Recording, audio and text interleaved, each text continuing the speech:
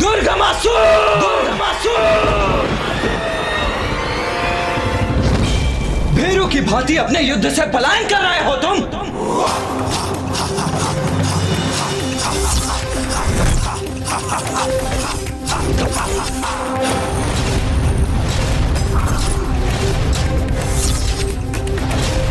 भीरू! भीरू!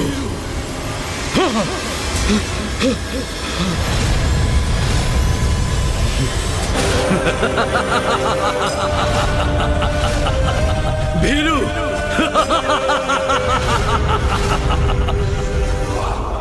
क्या तुम्हें ज्ञात भी है कि मैं कौन हूं? मैं महायोद्धा रूरू पुत्र दुर्गमासुर हूं मैं! दुर्गमासुर! तुम्हारा परिचय ज्ञात है हमें और ये भी ज्ञात है कि तुम यहाँ अपने पिता के वध का प्रतिशोध लेने आए हो। किंतु ये सब व्यर्थ है दुर्गमासुर, क्योंकि बुरे का अंत तो बुरा ही होता है। इसे हमारी चेतावनी समझो और अपनी शेष सेना सहित लौट जाओ यहाँ से।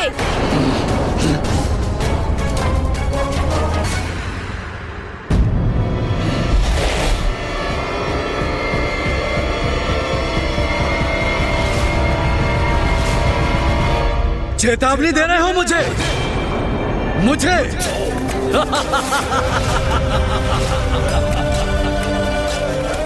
यदि मैं तुम्हारी चेतावनी पर ध्यान न दूं तो? गणेश, शब्दों की इस क्रीड़ा में कोई रुचि नहीं है मुझे। वहां काशी में ऋषि जैक्षुए अति गंभीर अवस्था में। हमारा काशी लौटना अति आवश्यक है। इसीलिए अभी अपने एक ही बार से इसका वध कर इस युद्ध का भी अंत कर दूंगा मैं।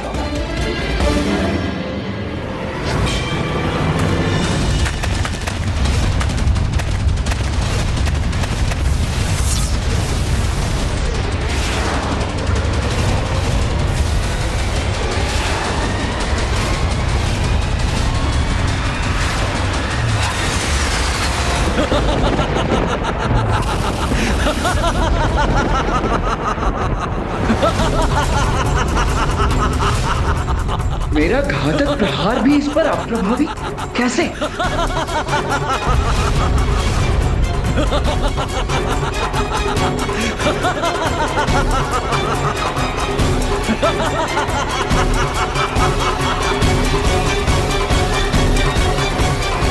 क्या हुआ? तुम तो एक ही बार में मेरा अंत करने वाले थे। आओ, आगे बढ़ो, अंत करो मेरा। क्या ये भ्रांति थी तुम्हारी कि एक असुर महायोद्धा दुर्गमासुर का अंत इतना सरल होगा? अंत करो मेरा, प्रयास करो, आगे बढ़ो। किंतु मुझे ढूंढ तो लो, ढूंढो ना, ढूंढो, ढूंढो, ढूंढो ना। वास्तविक दुर्गमासुर का संधान तो कर लो, कर लो। ढूंढो, ढूंढो, दुर्गमासुर को ढूंढो। या!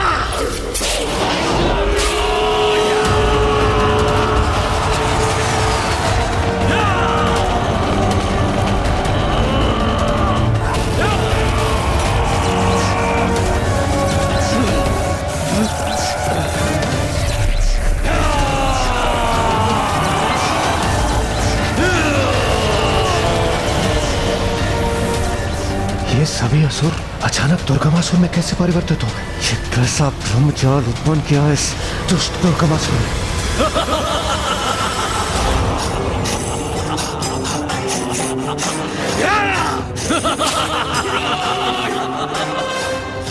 यदि मैं यहाँ हूँ तो अपनी इच्छा पूर्ण करो,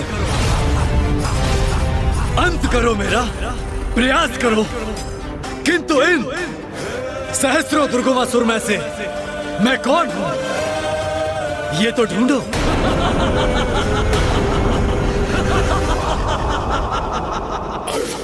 कदाचित मैं यहाँ हूँ और कदाचित मैं यहाँ नहीं भी हूँ। वास्तव में मैं यहाँ से कहीं दूर ही हूँ।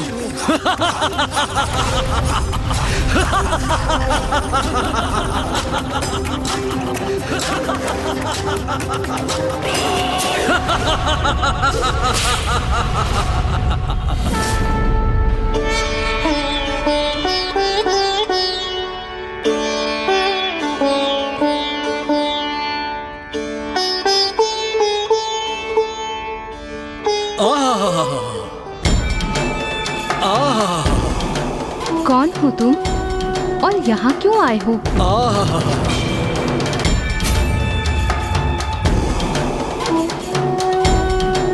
प्रणाम देवी, क्षमा चाहता हूँ, मैंने आपको चौंका दिया। मैं दुर्गमासुर हूँ। एक असुर यहाँ ब्रह्मलोक में? नाना देवी, चिंता मत कीजिए, मैं यहाँ ब्रह्मलोक में कोई उपद्रव मचाने नहीं आया। मैं तो अपने आराध्य का, अपने ब्रह्मदेव का बहुत बड़ा भक्त हूँ। उनका तप किया है मैंने और मेरे तप से प्रसन्न होकर ब्रह्मदेव ने मुझे वरदान भी दिया है। बहुत समय से अपने आराध्य के दर्शन के लिए मन व्याकुल था, इसलिए इसी आशय से मैं यहाँ आ रहा था, किंतु मार्ग में आपकी वीणा का दिव्य संगीत मेरे कानों में क्या पड़ा। सत्य कहूं देवी, तो मेरा मन मंत्र मुग्ध हो गया। किंतु देवी, ब्रह्मदेव दिखाई नहीं दे रहे हैं, उनका स्थान भी रिक्त है। यदि यहाँ नहीं है तो कहाँ है मेरे ब्रह्मदेव? स्वामी इस समय काशी में है वत्स।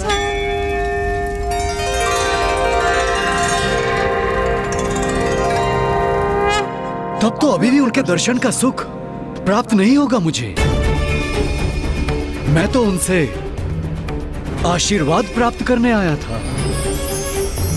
प्रभु का आशीर्वाद तो सदैव अपने भक्तों के साथ है पुत्र।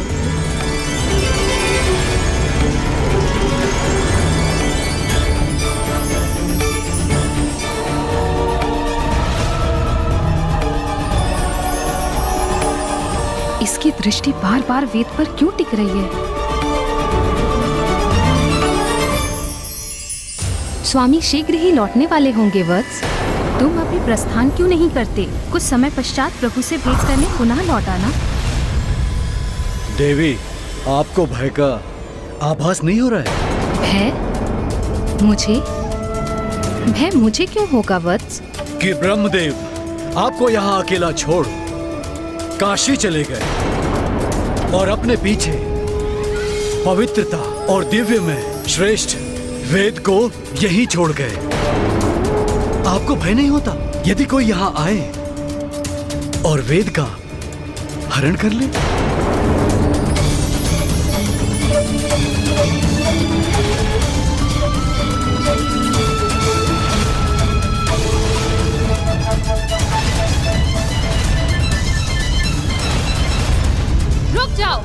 ये तुम क्या कर रहे हो? स्वामी के आसन की ओर क्यों बढ़ रहे हो? देवी, चिंतित ना हो।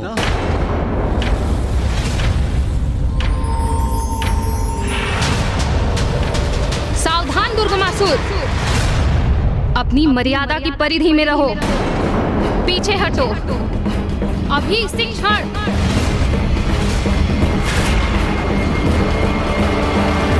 देवी, मैं ब्रह्मदेव का अनन्य भक्त हूँ। मैं तो आप पर उपकार कर रहा हूँ।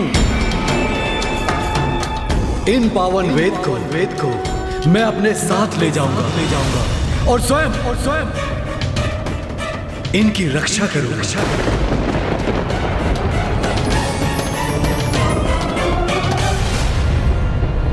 तुम ऐसे नहीं मानोगे। मैं अभी समस्त देवताओं का आह्वान करती हूँ। किनको बुलाएंगी आप देवी? वो सभी तो अपने अपने कार्यों में व्यस्त हैं।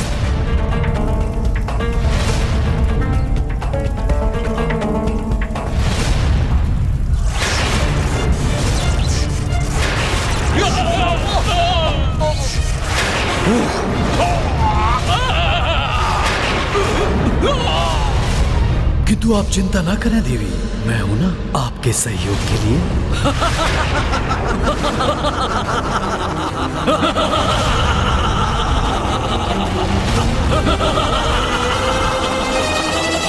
ये क्या? इस मायावी ने तो अपने असंख्य प्रतिरूप उत्पन्न कर मुझे घेर लिया है।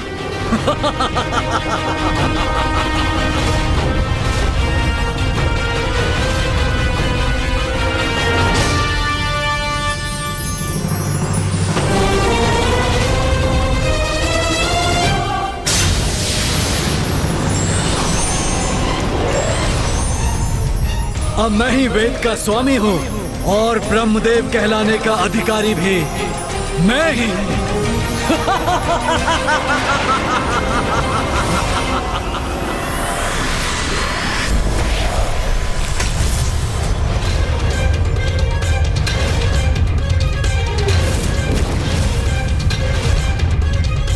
नहीं, बहुत बड़ा अनर्थ हो गया। दुष्ट दुर्गमासुर ने वेद का हरण कर लिया। स्वामी, ब्राह्मण देवता, मेरे राज्य में ऐसा दिव्य महायज्ञ कर मुझे और मेरे राज्य को कृतार्थ करने हेतु आपका कोटि कोटि प्रणाम। धन्यवाद तो मुझे आपको देना चाहिए महाराज देवोदास, कि आपने काशी जैसी पावन धरती पर मेरे यज्ञ करने में मेरा सहयोग दिया। आपने मुझे 10 अश्वमेध यज्ञों का पुण्य प्राप्त करने का अधिकारी बना दिया।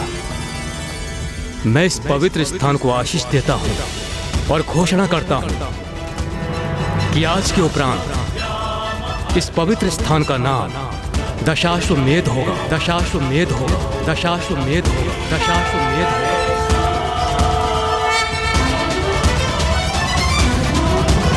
स्वामी, अनर्थ हो गया स्वामी। स्वामी, अनर्थ हो गया स्वामी।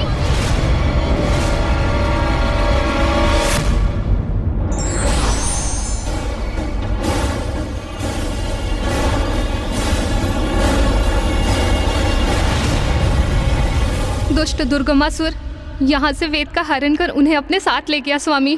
ये तो घोर अनर्थ हो गया। देवी देवताओं और धर्म की शक्तियां, वेद लुप्त हो गए तो यज्ञ नहीं होंगे। यज्ञ नहीं होंगे तो भविष्य नहीं होगा। भविष्य नहीं होगा तो देवताओं को भोजन प्राप्त नहीं होगा।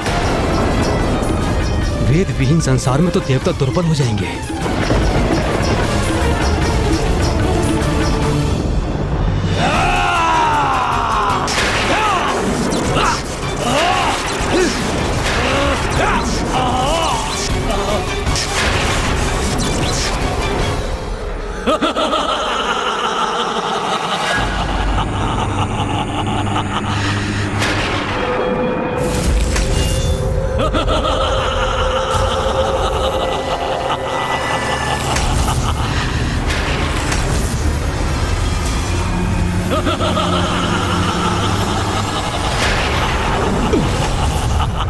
क्या हुआ इंद्रदेव? आप आहत तो नहीं हुए ना? गणेश जी, मुझे ज्ञात नहीं, अचानक से मुझे कुछ दुर्बलता का आभास हो रहा है। ये सब क्या हो रहा है यहाँ?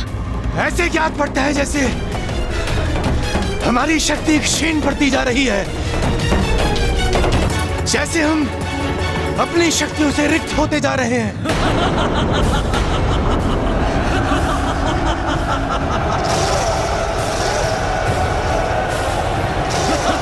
ये दुष्ट असुर तो स्थिर पड़े देवताओं की ओर बढ़ रहे हैं।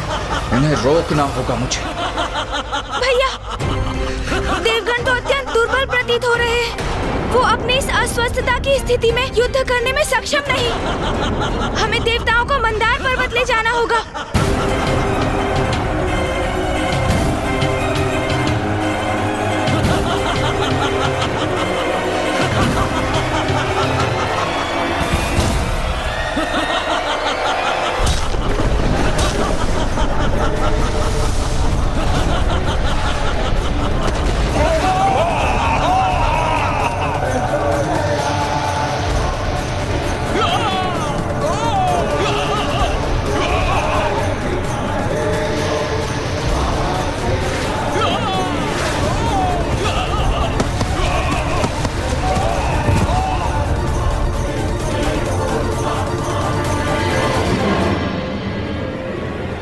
वास्तविक दुर्गमासुर कहाँ है? भैया, यहाँ जो भी हुआ वो दुर्गमासुर की योजना अनुसार ही हुआ। वो हमें यहाँ उलझा कर रखना चाहता था, इसलिए उसने इन सभी असुरों को अपना रूप दिया था, जिससे हम उसे ढूंढने और उसका वध करने हेतु इन सभी से युद्ध करते रहे। किंतु इस समुची अवधि में वो स्वयं उपस्थित नहीं था यहाँ। तुम सर्वथा उचित कह रहे हो गणेश। ये सब तो दुर्गमासुर का छल ही था। किंतु यदि वो स्वर्ग पर अपना अधिकार स्थापित नहीं करना चाहता था, तो वो यहाँ आया ही क्यों था? वो चाहता क्या था? कुछ ऐसा जो स्वर्ग से भी अधिक महत्वपूर्ण है। हाँ, स्वर्ग से भी अधिक महिमामयी है भैया।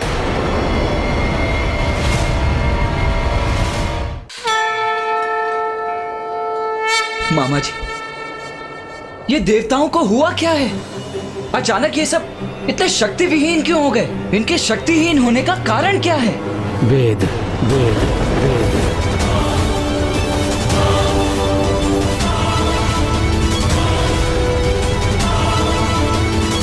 जब मैं काशी में अपने महायज्ञ में व्यस्त था, तो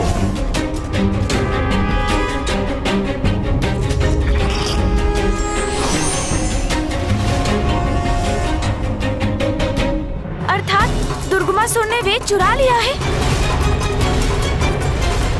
देवताओं के अशक्त पड़ जाने का यही कारण है, क्योंकि धर्म और देवताओं की शक्ति के आधार तो वेद ही है।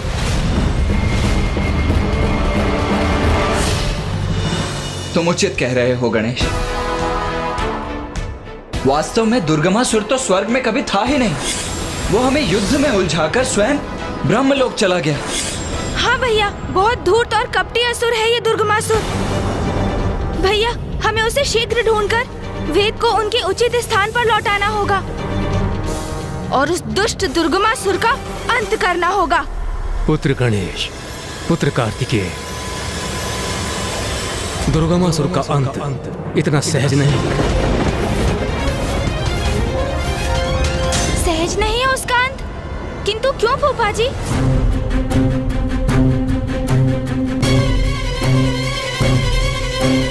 क्योंकि दुर्गमासुर का वध नहीं हो सकता,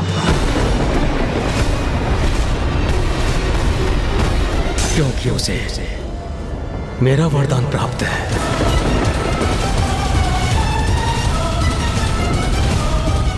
दुर्गमासुर मेरा परम भक्त है। उसने मेरी कठोर तपस्या कर मेरे दर्शन प्राप्त किए हैं। आंखें खोलो वत्स। प्रणाम प्रभु। मैं तुम्हारी तपस्या से प्रसन्न हुआ। कहो, क्या वरदान चाहते हो? ब्रह्मदेव, आप मुझे अमृत का वरदान तो नहीं देंगे, ये ज्ञात है मुझे। इसलिए आप मुझे ये वरदान दीजिए कि मेरी मृत्यु एक स्त्री के हाथों से ही हो, किंतु वो ऐसी स्त्री हो जिसने वर्षों तक अपनी पलकें न झपकाई। जैसी तुम्हारी इच्छा वत्स। तथास्तु, तथास्तु। ब्रह्मदेव, धन्यवाद।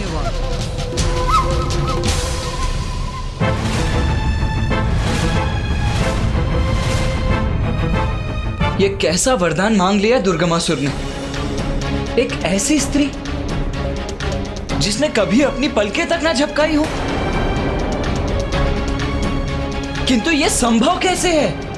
एक ऐसी स्त्री जो अपनी पलकें ना झपकाए, ऐसी स्त्री की कल्पना और अस्तित्व तो असंभव है। ऐसी एक स्त्री है।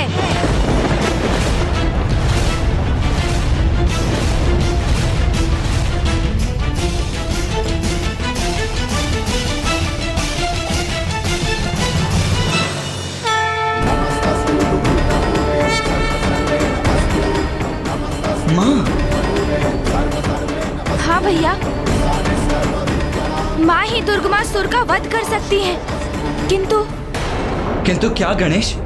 किंतु भैया, माँ के हाथों दुष्ट दुर्गमासुर का वध तब तक संभव नहीं जब तक माँ और पिताश्री की भेंट ना हो जाए।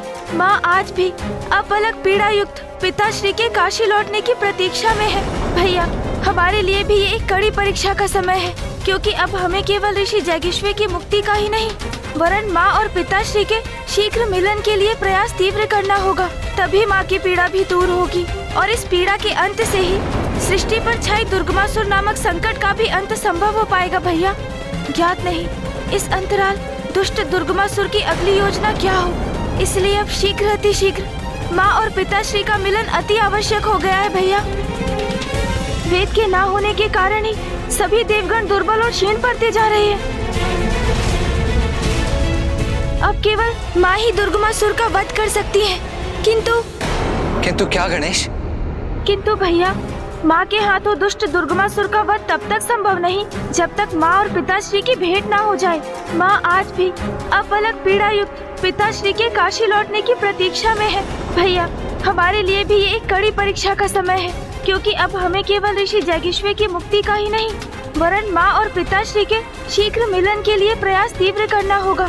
तभी माँ की पीड़ा भी दूर होगी और इस पीड़ा के अंत से ही सृष्टि पर छाई दुर्गमासुर नामक संकट का भी अंत संभव हो पाएगा। भैया, ज्ञात नहीं इस अंतराल दुष्ट दुर्गमासुर की अगली योजना क्या हो, इसलिए अब शीघ्र अतिशीघ्र माँ और पिताश्री का मिलन अति आवश्यक हो गया है। भैया, अब जो भी करना है अति शीघ्र करना होगा, अन्यथा शीघ्र ही वेदों के न रहने का सृष्टि पर दुष्प्रभाव पड़ना आरंभ हो जाएगा। वेद विहीन होकर संसार मंत्रोच्चारण भूल जाएगा। पूजा पाठ, यज्ञ आदि की धार्मिक क्रियाएं थम जाएंगी। मनुष्य धर्म पथ से भटक जाएगा। निरंतर हराश होगा देवताओं की शक्ति में। दुराचार, अनाचार, अज्ञानता, अन्य आसुरी आचरण में वृद्धि होगी। देवता बलहीन होने के कारण अच्छाई की रक्षा करने में असमर्थ होंगे। इसीलिए समस्त संसार में अधर्म रूपी बुराई का ही बोलबाला होगा। और दुर्बलता के कारण सभी देवगण अपना अपना दायित्व निभाने में असमर्थ होंगे। देवराज इंद्र का वर्षा और बवंडर से नियंत्रण खो जाएगा। अग्नि, वायु और जल तीनों तत्वों से अपना नियंत्रण खो देंगे। सभी देवताओं की शक्तियां निरंतर क्षीण होती जाएंगी। सृष्टि संकट में आ जाएगी।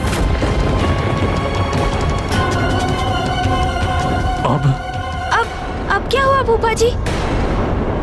जिनकी पवित्रता अक्षुण है, संसार का समस्त ज्ञान जिनमें समाहित है, वो वेद की देवी अब एक असुर दुर्गमासुर के वश में है। ये विचार मुझे अत्यंत व्याकुल कर रहा है।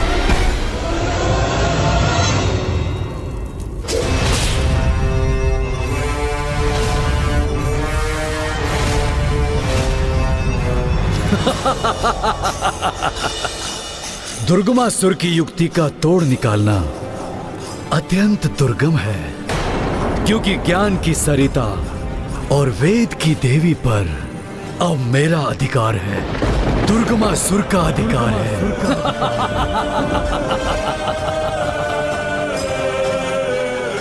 अब इन्हें ऐसे स्थान पर स्थित करूंगा जहां हम असुरों के सिवाय किसी का भी पहुंचना कठिन है।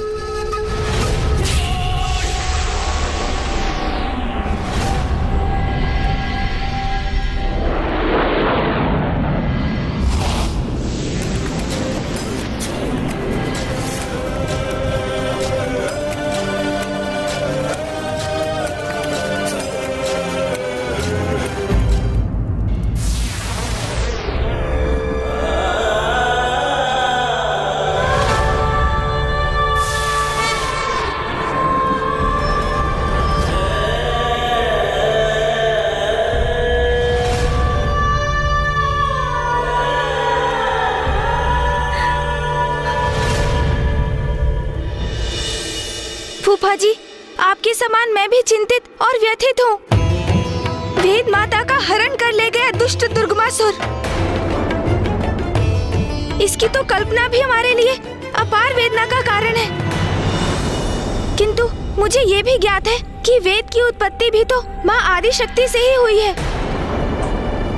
माँ ने तो स्वयं इसकी चर्चा मुझसे की थी कि प्रत्येक दिवस के भोर में वेद माता माँ के चरणों में अपना मस्तक रख उनका अभिवादन करती है, जिसके परिणाम स्वरूप माँ के चरणों का सिंदूर उनके मस्तक पर स्थित हो जाता है।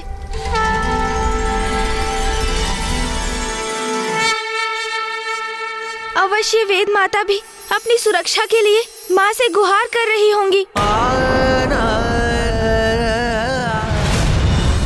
माता, इस सृष्टि की रक्षा के लिए मुझे इस असुर से मुक्त कराइए माता।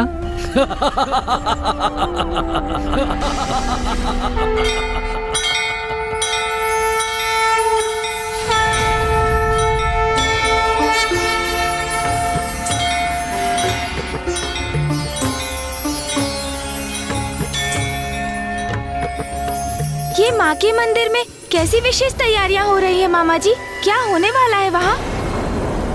हाँ पुत्र गणेश, कल से नवरात्रि की तिथियां आरंभ है। देवी आदिशक्ति के मंदिर में उसी की तैयारियां चल रही हैं। कल से देवी आदिशक्ति के सभी भक्त नवरात्रों की पूजा और व्रत आरंभ करेंगे। समय का चक्र भी कितनी तीव्र गति से बढ़ता जाता है ना। मुझे तो आभास भी नहीं हुआ कि नवरात्रि का समय आ गया है।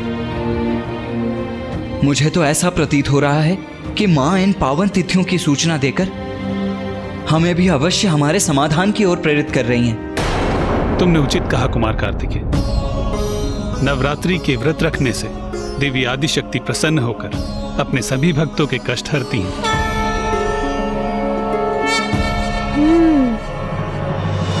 और हमारे संकटों का निवारण तो माँ के द्वारा ही संभव है, इसलिए हम भी नवरात्रि के व्रत और पूजन करेंगे।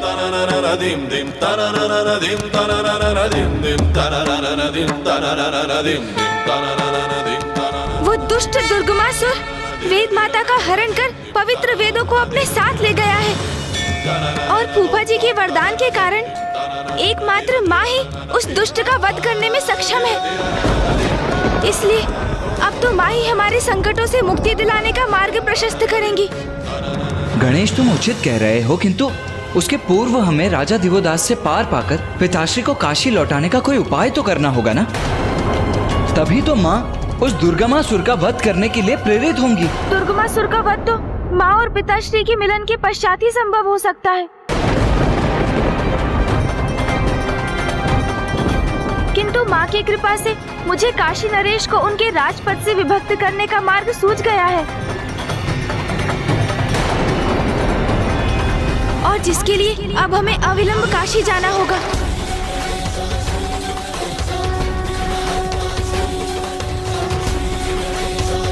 गणेश जी, भले ही इस अवस्था में तो हम युद्ध नहीं कर पाएंगे और संकट के समय में हमको योगदान न करें, ये सर्वथा अनुचित होगा। सहायता तो आप सभी देवता करेंगे इंद्रदेव, किंतु युद्ध करके नहीं, माता के नवरात्रि का व्रत रख के।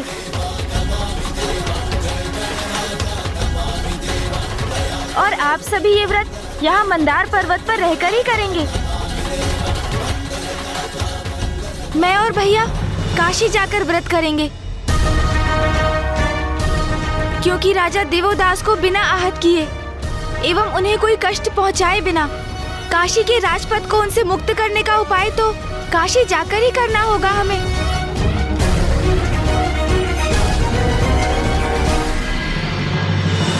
कितना बड़ा और दुर्भाग्यपूर्ण परिवर्तन आ गया है तुम्हारे वैभव में। वहाँ ब्रह्मलोक में सदा उजले तारों से घिरी रहती थी, ब्रह्मदेव की देखरेख में। उनके निकट दिव्य कमल पर स्थित रहती थी वेद की देवी, किंतु अब तो यहाँ इस गहन अंधकार में घिरी हुई हो, जहाँ तुम्हारा ये सिंहासन एक काले और कलुषित कमल पर स्थित है। यहाँ तो मेरे लिए श्वास लेना भी कठिन हो रहा है।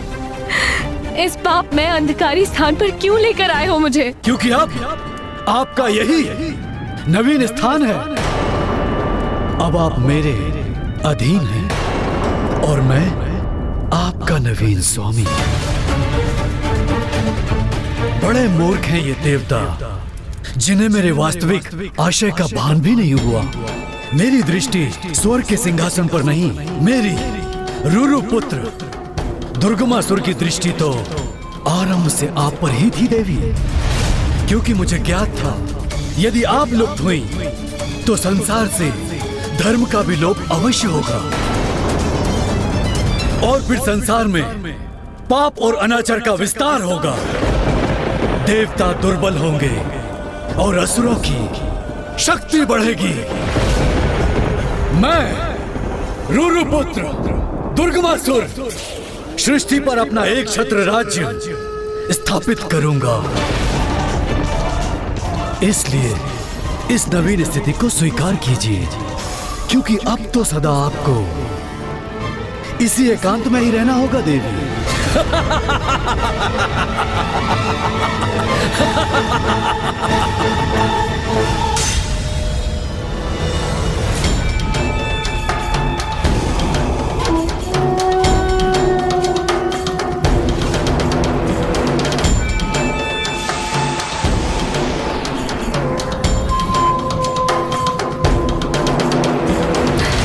माँ आदिशक्ति, रक्षा कीजिए माता, रक्षा कीजिए।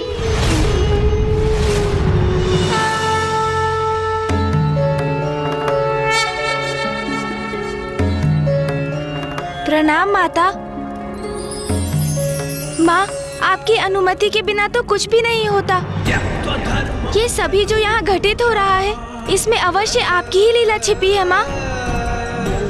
पिताश्री ने काशी का परित्याग किया, उनका अनुसरण करते हुए समस्त देवता भी काशी से प्रस्थान कर गए, किंतु आपके और पिताश्री का वियोग काशी की शोभा और दिव्यता में वृद्धि का कारण बना माँ।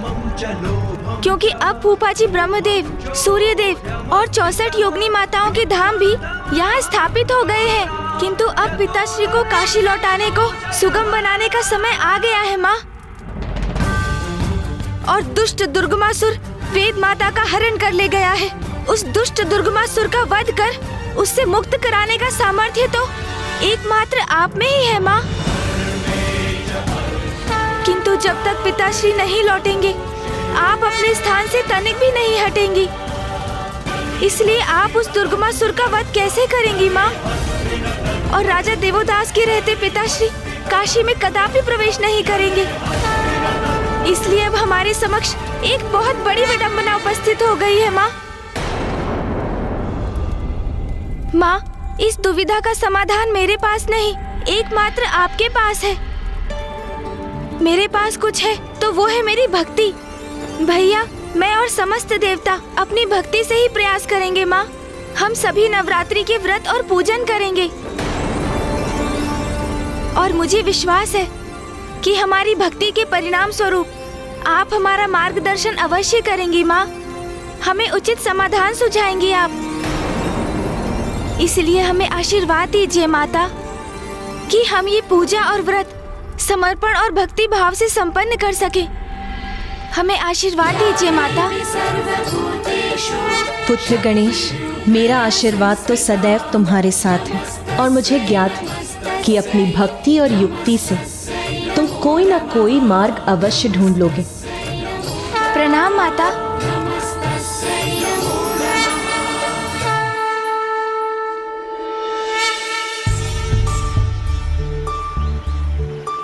गणेश, क्या तुम इसीलिए काशी आना चाहते थे कि हम अपना व्रत और पूजन यहाँ माँ गंगा के पावन घाट पर कर सकें?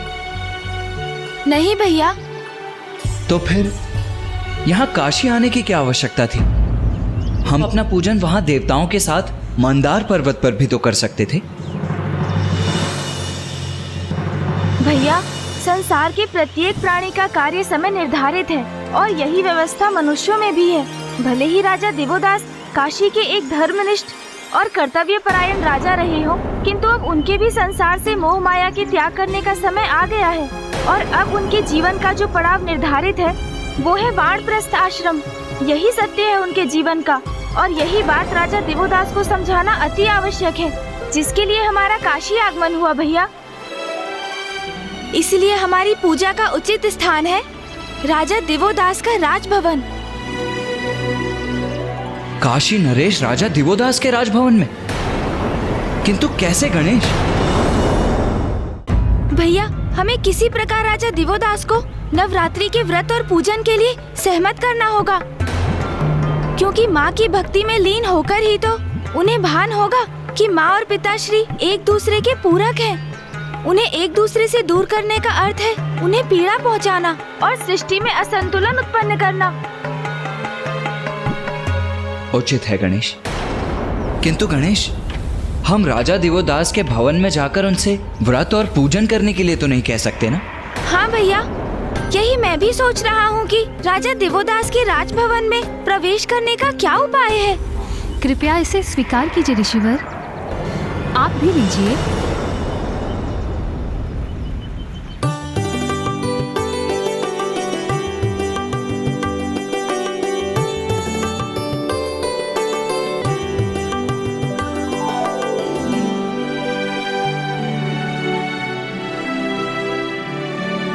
गणेश, वो स्त्री जो वहां दरिद्र ब्राह्मणों को फल और वस्त्र दान कर रही है, वो तो काशी की महारानी प्रतीत हो रही है। आपने उचित समझा कुमार कार्तिकेय, वो स्त्री महारानी सरला ही है, राजा देवोदास की पत्नी। अपने पति के समान वो भी बहुत नेक और धार्मिक स्त्री है। इसलिए यदि आप दोनों राजभवन में प्रवेश करने के इच्छुक हैं, तो महारानी सरला के माध्यम से ये अवश्य संभव है। हमें हमारा मार्गदर्शन करने के लिए आपको कोटि कोटि धन्यवाद माता। मैं आप दोनों की जो भी सहायता कर सकती हूँ वो अवश्य करूँगी। बस आप दोनों किसी भी प्रकार महादेव को काशी लौटाने का मार्ग ढूंढिए। महादेव की अनुपस्थिति में काशी अपूर्ण है और हम सभी नहीं, माँ आदिशक्ति भी अत्यंत व्यथित हैं। हमें सफलता का आशीर्वाद दीजिए माता। कल्याण हो।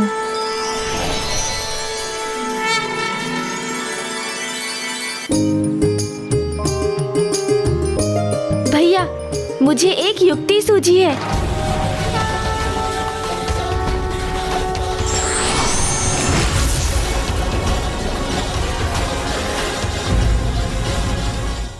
गणेश, ये क्या कर रहे हो तुम? माँ के निर्देश का पालन भैया। बुद्धि और युक्ति का प्रयोग कर रहा हूँ मैं। चलिए, अब आप भी मेरे समान वस्त्र धारण कीजिए।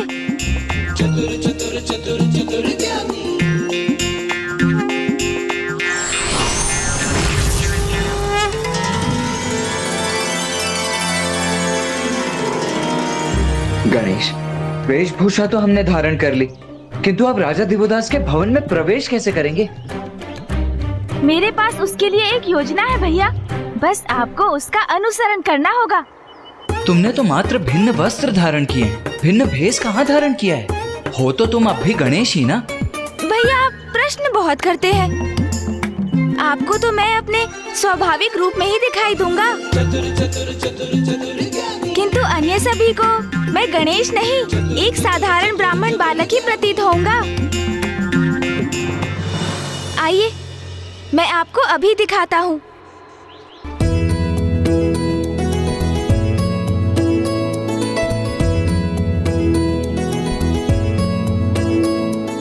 कल्याण हो माता।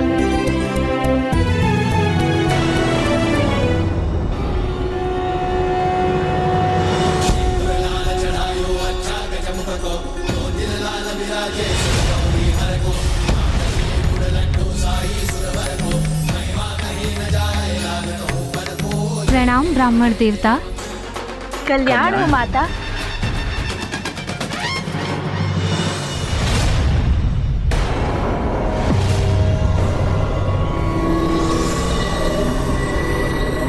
मुझे क्षमा करे ब्राह्मण देवता, अब आपको देने के लिए मेरे पास कुछ भी शेष नहीं। माता, हम आपसे यहाँ पर दक्षिणा प्राप्त करने नहीं आए हैं। हम तो बस यहाँ से निकल रहे थे तो हमारी दृष्टि आप पर पड़ी और हमारे मुख से स्वतः आशीर्वचन निकल पड़े। आप तो अति भाग्यशाली है माता। आपकी मनोकामना पूर्ण हो गई है। मनोकामना? कौन सी मनोकामना प्रभु? बाल्यावस्था में नाग कन्या ने ब्रह्मदेव की प्रार्थना की। प्रभु ब्रह्मदेव, मेरे पिताश्री नागराज वासुकी जी मेरा विवाह किसी योग्य नागपुरुष से करवाने के इच्छुक हैं, किंतु मेरी इच्छा है कि जब मैं उचित आयु में पहुंचूं, तो मैं किसी ऐसे पुरुष, किसी ऐसे मनुष्य के साथ विवाह करूं जो धर्मनिष्ठ हो और आपका परम भक्त हो। यदि आपके प्रति मेरी भक्ति सत्य है तो मुझे वरदान दीजिए कि मेरी मनोकामना पूर्ण हो। ब्रह्मदेव ने आपकी प्रार्थना स्वीकार कर ली और आपको वरदान दे दिया। तथास्तु। समय आने पर ब्रह्मदेव के दिए वरदान के अनुसार आपका विवाह राजा देवोदास जी से हो गया। आप तो अद्भुत हैं, ज्योतिष शास्त्र में निपुण हैं। जो घटना बचपन में घटित हुई, जिसे मैंने आज तक किसी से साझा नहीं किया, उसे आपने कितनी सरलता से ज्ञात कर लिया। जो सबसे अज्ञात है उसे भी ज्ञात कर लेते हैं मेरे अनुज भ्राता। ज्योतिष ज्ञान के प्रकांड विद्वान जो हैं। आप जैसे विद्वान के काशी आगमन से काशी धन्य हुई, किंतु आपका उचित सम्मान तो मैं राजभवन में ही कर सकती हूँ। आप हमारे साथ चले विप्रवर। मेरे पतिदेव को भी विद्वानों का स्वागत करने में बहुत आनंद का अनुभव होता है। कृपा कर हमें भी अपनी सेवा का अवसर दीजिए। अवश्य महारानी, हम आपका आतिथ्य स्वीकार करते हैं।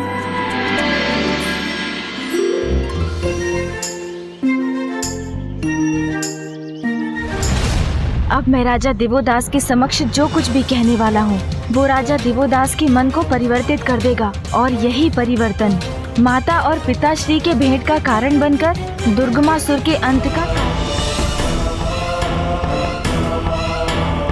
राजा देवोदास, आप स्वयं को प्रभावित होने से नहीं रोक पाएंगे। आपने पिताश्री को काशी से दूर कर माँ को कितनी पीड़ा पहुँचाई है। इस भूल का आभास आपको अब होगा, जब मैं आपको माँ के 9 रूपों की संपूर्ण कथा सुनाऊंगा।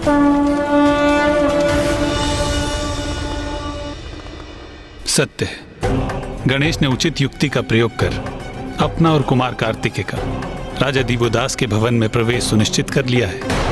हाँ नारायण, गणेश तो स्वयं परम ब्रह्म है। उन्हें ज्ञात है कि देवी सरला ही नागराज वासुकी की पुत्री ही है।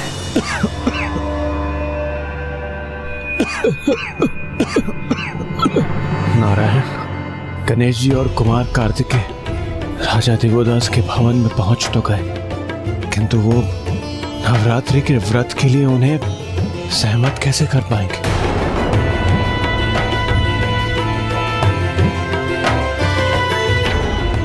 उन्हें जो कुछ भी करना होगा शीघ्र करना होगा, क्योंकि अब एक एक पल भयंकर संकट प्रस्तुत कर सकता है। वेद में ही ज्ञान का संचय है, और जब संसार से ज्ञान ही लुप्त हो जाए तो अज्ञानता का प्रसार होता है, और ऐसी अवस्था में पृथ्वीवासी 6 पाप लोभ, मोह, माया, काम, क्रोध और अहंकार के वश में आ जाते हैं।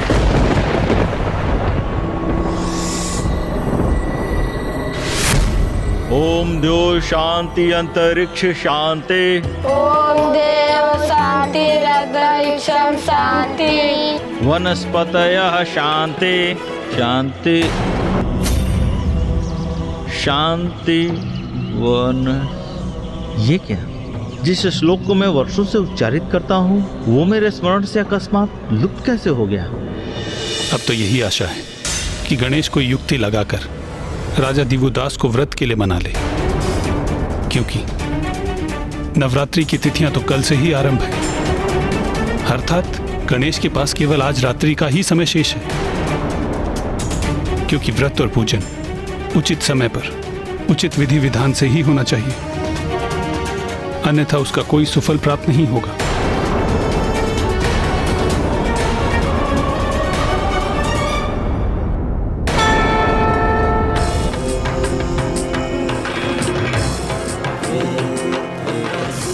जिनका व्यक्तित्व ऐसी ऐसी अद्भुत दिव्यता से परिपूर्ण हो, ऐसे ब्राह्मण बालकों के दर्शन करने का सौभाग्य तो मुझे पूर्व में कभी प्राप्त नहीं हुआ।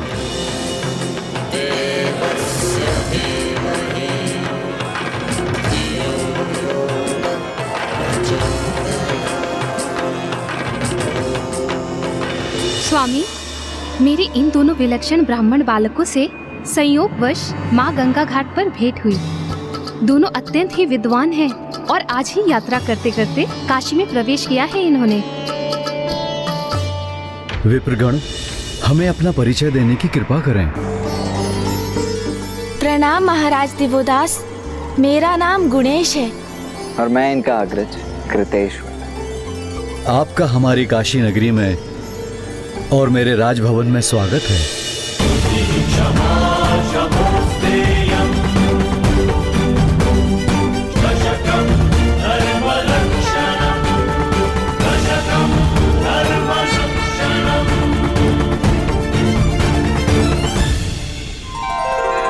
वैसे विद्वान के दर्शन को ही श्रेष्ठ माना गया है, किंतु यदि आप मुझे ज्ञान रस के पान की अनुमति दें तो मेरा परम सौभाग्य होगा। ब्राह्मण देवता, मेरे स्वामी को भी उनके कुछ अतीत के बारे में बताइए ना। अवश्य माता।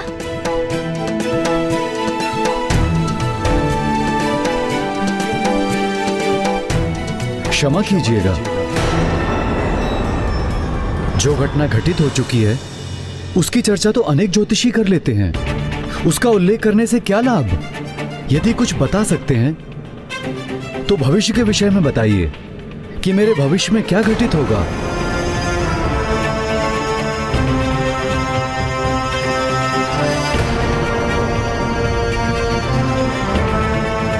महाराज दिवोदास, मैं तो आपको आपके भविष्य से परिचित करवा सकता हूँ, किंतु क्या आप में इतना सामर्थ्य है कि आप मेरे वचन सुन सकेंगे? क्योंकि बहुत संभव है कि आपको मेरी भविष्यवाणी अप्रिय प्रतीत हो, आपका मन उससे आहत हो जाए, क्योंकि कुछ सत्य सत्य होते हुए भी प्रियकर नहीं होते। ब्राह्मण देवता, मैं सदैव धर्म का पालन करता हूँ, और जो धर्मनिष्ठ होते हैं उनकी तो सत्य में भी अपार निष्ठा होती है। इसलिए जो कहना चाहते हैं निसंकोच कहें। एक बार पुनः विचार कर लीजिए महाराज। मैं आपसे पुनः निवेदन कर रहा हूँ, आप जो कहना चाहते हैं निसंकोच होकर कहें।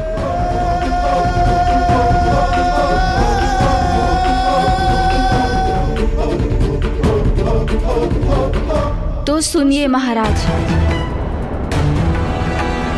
सत्य तो ये है कि संसार में जिसका भी आगमन होता है उसे विदा भी लेनी होती है। यही सृष्टि का नियम है। हमें बचपन में जिससे लगाव होता है, जिन्हें हम अपने संबंधी मानते हैं, वो भी एक दिवस पराये हो जाते हैं।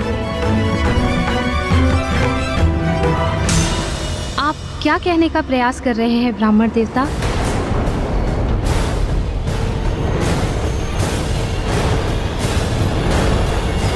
यही कि आपके जीवन में बहुत अल्प समय शेष है महाराज देवोदास।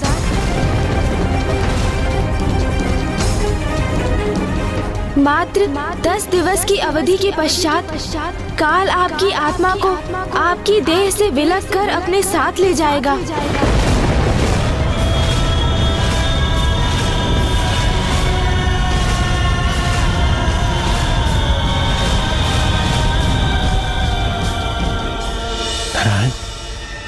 ये प्रथम पूज्य गणेश जी ने ये कैसी घोषणा कर दी? राजा, दिवोदास तो धर्मनिष्ठ हैं, परोपकारी हैं, नेक हैं, तो उनको समझाने के स्थान पर उनकी मृत्यु की घोषणा। प्रथम पूज्य गणेश जी कुछ भी अनुचित नहीं कर सकते, किंतु एक धर्मनिष्ठ राजा के लिए उन्होंने ऐसे अहित का शब्द कैसे कह दिया? गणेश ने केवल वही कहा जो महागणाधिपति की इच्छा थी। उन्हीं की इच्छा शब्द बनकर गणेश के मुख से प्रकट हुई है। श्री महागणाधिपति की इच्छा तो अटल विधान है, जिसे कोई टाल नहीं सकता। इसका अर्थ है ब्रह्मदेव गणेश जी के शब्द सत्य होकर ही रहेंगे। किंतु ऐसा क्यों? अग्निदेव, गणेश कभी किसी का अहित या मृत्यु की कामना नहीं कर सकता। वो तो भगवान के भक्तों, निर्दोष और धर्मनिष्ठ लोगों की सहायता के लिए सदैव तत्पर रहता है। राजा दिवोदास को लेकर गणेश की घोषणा के पीछे अवश्य उसी की कोई लीला छुपी होगी, जिस लीला का रहस्य तो तभी उजागर होगा जब वो हम सभी के समक्ष प्रकट होकर अपना परिचय देगी।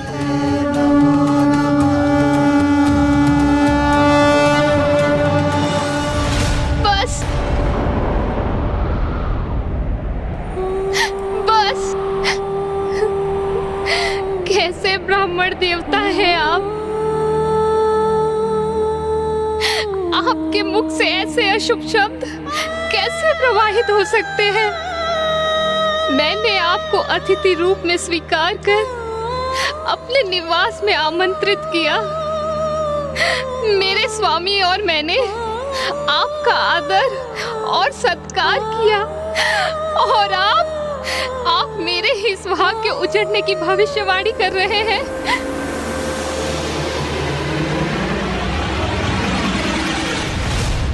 माता, मेरा विश्वास कीजिए, मैंने जो भी कहा वो किसी दुर्भावना के कारण नहीं कहा। मैं तो मात्र ज्योतिष विद्या का ज्ञानी एक ब्राह्मण हूँ, और मेरी विद्या ने मुझे यही कहने के लिए प्रेरित किया। किंतु ये भी तो संभव है कि आपकी विद्या उचित आकलन ना कर सकी हो, आपसे ही कोई चूक हुई हो। नहीं माता, गणेश की गणना में कभी कोई चूक नहीं होती, इसीलिए उसने आपको पूर्व में ही सचेत किया था कि जो वो कहने जा रहे हैं कदाचित उसका श्रवण आपके लिए असहनीय हो। किंतु माता, आप इतनी व्याकुल क्यों हो रही हैं? मृत्यु तो संसार का अंतिम सत्य है। अवधि 10 दिवस की हो अथवा 1 वर्ष की, प्रत्येक जीव के जीवन काल का अंत तो एक ना एक दिवस तो होना ही है।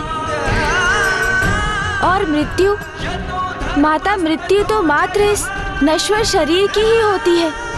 आत्मा तो अजर अमर है, जो संसार में कर्म करने आती है, और आयु पूर्ण होते ही वो इस नश्वर शरीर का परित्याग करने पर विवश हो जाती है, और अपने जीवन में जिन भी कर्मों का संचय वो आत्मा करती है वही उसके साथ जाते हैं। किंतु बस सरला,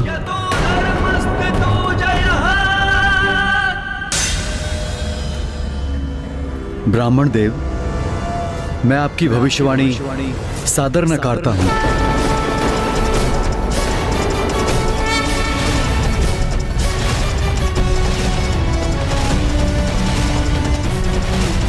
मेरा जीवन अब मात्र 10 दिवसों के लिए ही शेष है।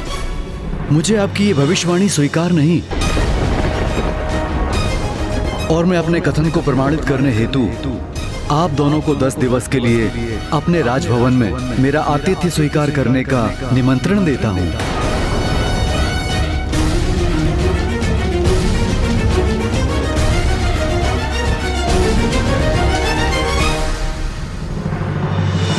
मुझे क्षमा करें राजन, किंतु हम आपका निमंत्रण स्वीकार नहीं कर सकते। ये गणेश जी क्या कर रहे हैं? वो राजा दिवोदास के निमंत्रण को अस्वीकार क्यों कर रहे हैं? यही तो गणेश जी और कुमार कार्तिकेय का आशय था कि वो राजा दिवोदास के राजभवन में जाएं और उन्हें समझाएं, वहां स्थित हो जाएं। किंतु वो ना क्यों कर रहे हैं? किंतु आप मेरा निमंत्रण क्यों नहीं स्वीकार कर सकते?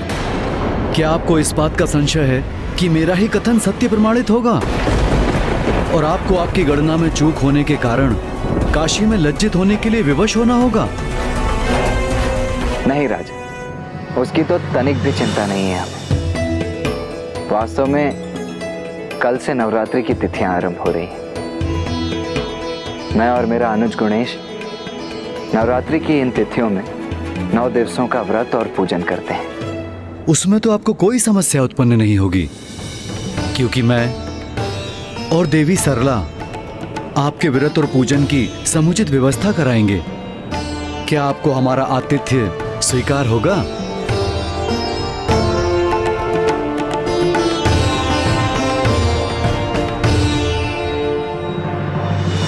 नहीं राजन, हमें तब भी आपका निमंत्रण अस्वीकार ही करना होगा।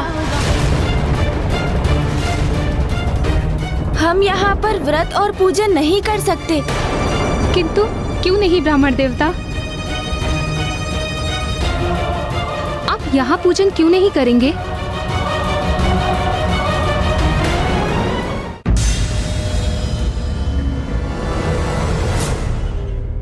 माता, नवरात्रि के व्रत और पूजन तभी सफल होते हैं जब जहाँ उनका आयोजन होता है और वहाँ पर निवास करने वाले सभी सदस्य उसका पालन करते हैं। मैं और भैया यहाँ तभी रह सकते हैं जब आप और माता भी इस व्रत और पूजन में सम्मिलित हों।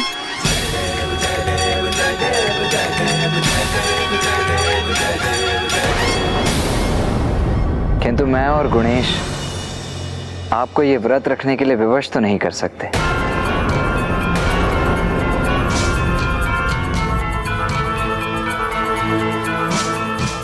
इसीलिए इस अवधि में हम यहाँ नहीं रुक सकते। अब हमें आज्ञा दीजिए। रुकिए ब्राह्मण देवता।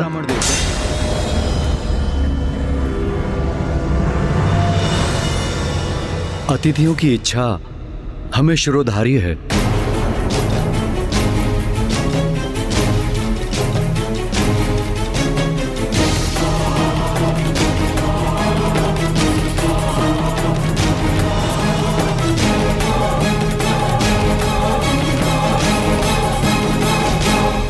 इसलिए मैं और मेरी पत्नी सरला भी आपके साथ नवरात्रि व्रत और पूजन पूर्ण विधि विधान से करेंगे। ये तो अति उत्तम होगा। इस प्रकार तो ये 9 दिवस बड़ी सहजता से व्यतीत होंगे। और इसके उपरांत आपके भविष्यवाणी की भी परख हो जाएगी। तो उचित है महाराज। कल से व्रत और पूजन के साथ हम आपको माँ के 9 रूपों की कथा भी सुनाएंगे। किंतु ब्राह्मण देवता, हमें व्रत रखने के लिए 9 रूपों की कथा सुनने की क्या आवश्यकता है? क्योंकि जैसे जैसे आप प्रत्येक कथा सुनेंगे तो आपको स्वयं अपने प्रश्नों के उत्तर प्राप्त हो जाएंगे और आपको ये भी ज्ञात हो जाएगा कि क्यों शेष है 10 दिवस आपका जीवन। क्या आप अपने जीवन के इस सत्य को स्वीकार कर सकेंगे? उचित है ब्राह्मण देवता। हमें आपकी भविष्यवाणी पर विश्वास हो अथवा नहीं, हम आपकी दिव्यता का मान अवश्य रखेंगे और आपकी आज्ञा अनुसार हम इस पूजन की समस्त व्यवस्था करेंगे और आपके आदेशों का पालन करेंगे। माता, महाराज, देवी की स्थापना कल प्रातः होगी। अब हमारी आपसे भेंट कल भोर में ही होगी।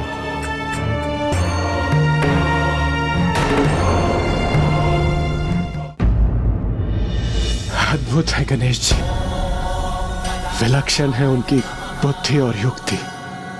ये तो हम ही हैं जो उन्हें समझने में असमर्थ थे।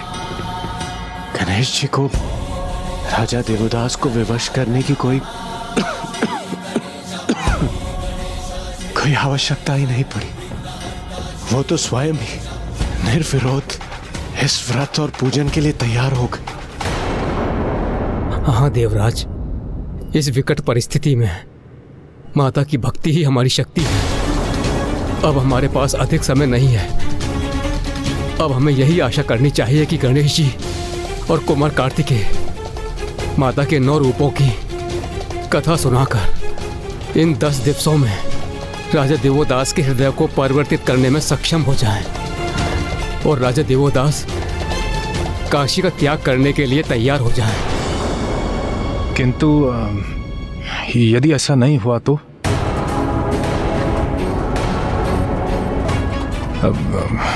यदि दुर्गमासुर और भी कोई नीचता कर गया तो इस प्रकार तो वेद संसार से विलुप्त हो जाएंगे। किंतु भक्ति कभी असफल नहीं होती। मुझे पूर्ण विश्वास है कि गणेश अवश्य कोई न कोई युक्ति लगाकर राजा देवोदास का हृदय परिवर्तन करके अपने प्रयोजन को सिद्ध कर लेगा। हमें भी गणेश जी के सुझाव के अनुसार कल दिवस से ही व्रत और पूजन आरंभ करना चाहिए, क्योंकि मुझे आभास हो रहा है वेद की देवी अपार कष्ट में है।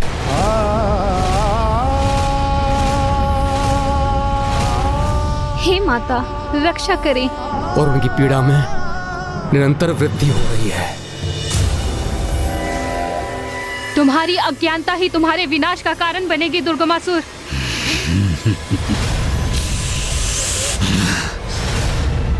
देवी, व्यर्थ है ज्ञान और उसकी महिमा का बखान। वेद की देवी ज्ञान झुक गया मेरे बल के समक्ष, और देखो मैं ब्रह्मलोक में प्रवेश कर तुम्हारा हरण कर लाया, और अब मैं तुम्हें यही रखूंगा जहां तुम्हारा अस्तित्व ही नहीं रहेगा। धीरे धीरे धूमिल होकर विलुप्त हो जाओगी तुम, और वेद नष्ट हो जाएंगे। वेद नष्ट हो जाएंगे।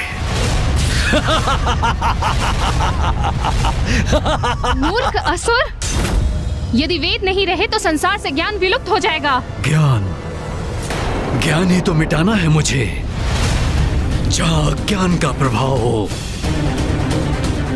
ऐसा संसार चाहिए मुझे, क्योंकि अज्ञानी जीवों पर शासन करना अत्यंत सरल होता है।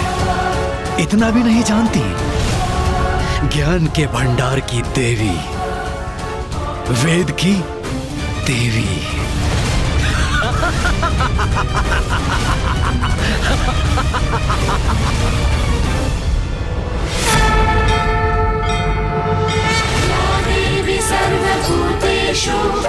अब तो केवल एक ही आस है विघ्नहर्ता गणेश। कदाचित उसके द्वारा राजा देवोदास को सुनाई जाने वाली आदि शक्ति के 9 रूपों की कथा से ही सृष्टि संतुलित हो जाए।